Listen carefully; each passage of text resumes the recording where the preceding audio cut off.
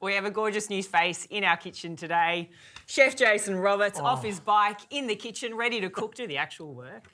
I know, I'm pretty excited to be here, Jack, and also because you guys really know how to cook too, and you're offering the best food to some of the greatest people in the world, right? Yeah. So today I wanted to show you how to do a really delicious Hungarian stew, and I think every family has their stew. Yes. This is one of those dishes, though, if you can go down to the supermarket and buy yourself a Bolar blade. This is an Oakey Black. It's a grain-fed piece of meat, and the thing I love about grain-fed is the intricate fat content. It keeps it moist whilst it's cooking and helps sort of keep that texture a little bit nicer as well whilst it's cooking low and slow. So set and forget and let it do its thing. So let's start with dicing a few onions. Yep. You up for the challenge? Mate. Up for the challenge. I'm next to you in the kitchen. I'm up for a challenge. Oh, I'm always that person who gets put in charge for not just cooking, but I always have to do the onions. Is this something that your kids would eat? Like, are they into like braised beef dishes where you can hide a few veggies as well? Well, fortunately, I don't have to hide the veggies, but yes, we're a big family of meat lovers. Yeah. And the requests definitely over the winter season have been for the slow cooks. Yeah. But I think also as a parent that's trying to feed a family and do things quickly but also slowly, because it's a lovely slow cook experience, is that you can pile all these things into the pan, let them cook, and then you go off and do other things. I think that's the thing to really remember. It's this community at the table, but it doesn't always have to be last minute, super hard, super expensive. But a piece like this means we can get 2 kilos of meat to braise here, but then we can turn it to something else down the track, and it does freeze really well. Yeah. So we're going to take these onions. They go straight into a pan with a good amount of extra virgin olive oil. We're going to sweat those for a little bit. Meanwhile, you could cut some of those bullhorn peppers. Yep.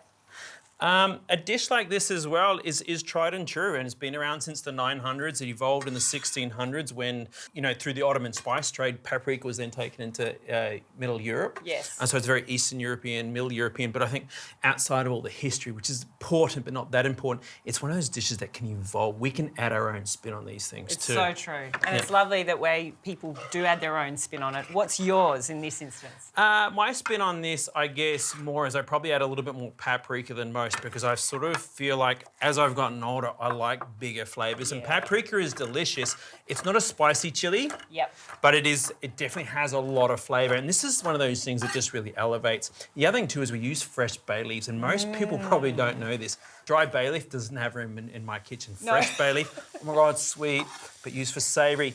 It's an angel of most dishes, and I can't swear by it enough. It really is beautiful. So with the onions, we don't want to take them too far, because by the time we add the paprika, which may seem like a lot, we're adding 7 tablespoons. Let's just add it all. Wow, that is a lot.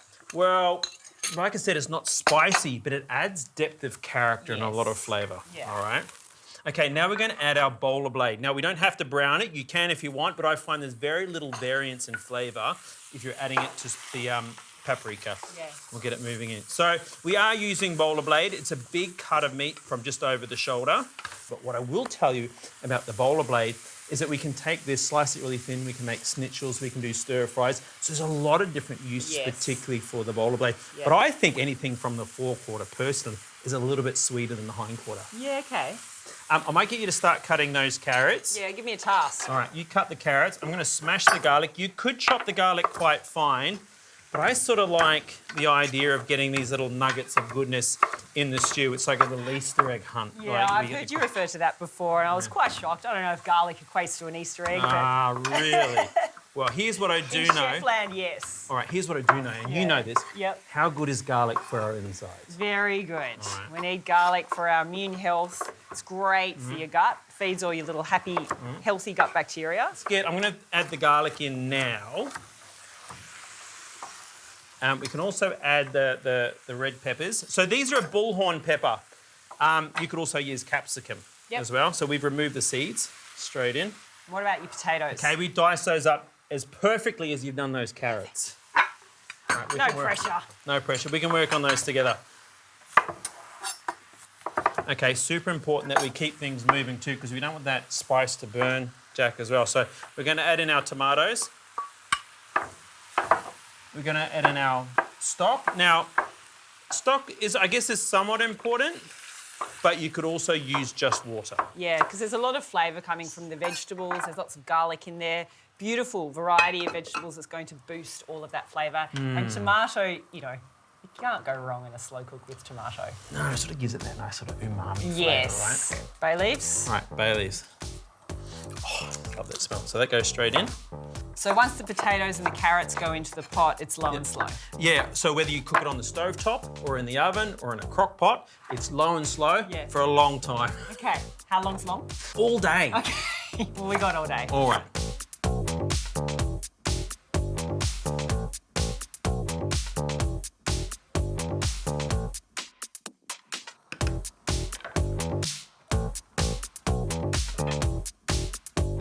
You ready for this? I am ready. I'm as ready as I'll ever be.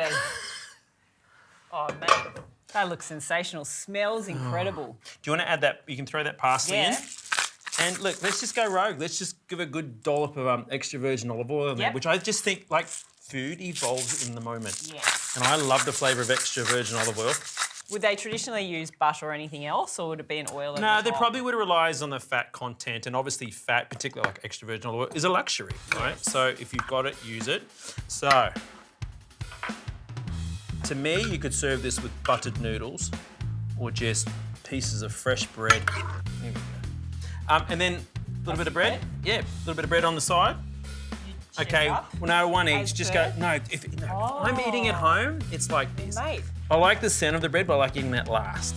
Okay. I like taking the crust. You've got some method in this. I'm texture. All right, well, I'm just going straight in. Soz about it. Don't be soz. So, look, I'm going to like a little sandwich. It's going to be hot.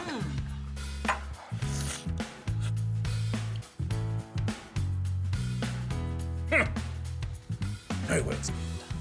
I haven't eaten mountains of goulash in my lifetime, and to be honest, I've never made one, but I will be after this. That is just so flavourful.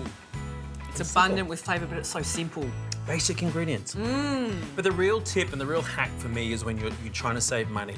Buy a big piece of meat like that Bolar blade. It will freeze well, but you can cook a lot of meat. And also you could serve this on sandwiches, in salads, as it is. I love this. I'll 100% be making it at home. High rotation.